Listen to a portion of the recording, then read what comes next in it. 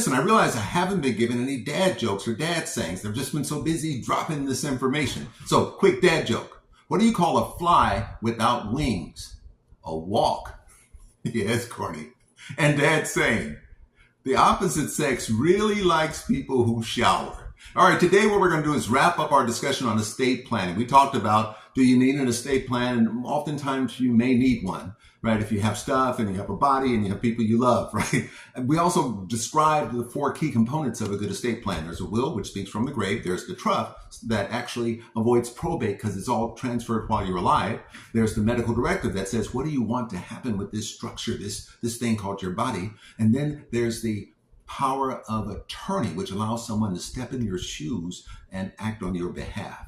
Today, we're just going to sort of wrap that up and make sure we understand that probate is a process where it's literally the transfer of a decedent's assets. A person died, and now we're transferring those assets to new owners. That's probate. Probate court is where that is administrated.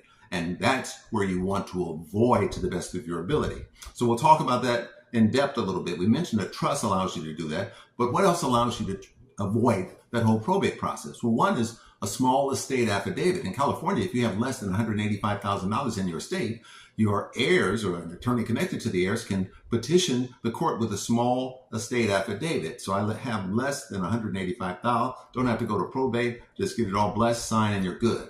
What's another way?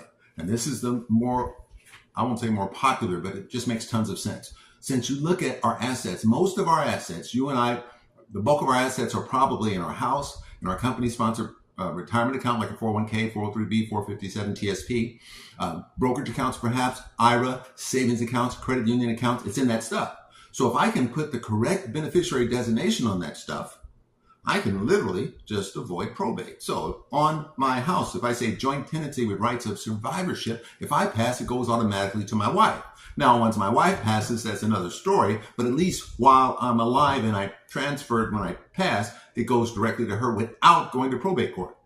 Okay, now look at our company-sponsored retirement account. If you work for the federal government, it's a TSP. You work for the state or local government, it's a 459. You work for a nonprofit, it's a 403B or a 401k if you work in the profit space like I do, and many of you do. Put the correct beneficiary on your 401k, and it goes directly to them when you pass. I mean, of course, they have to get a certified copy of the death certificate, etc., but no probate court. Also, TOD, transfer on death. Put that on your IRA. Put that on your savings account.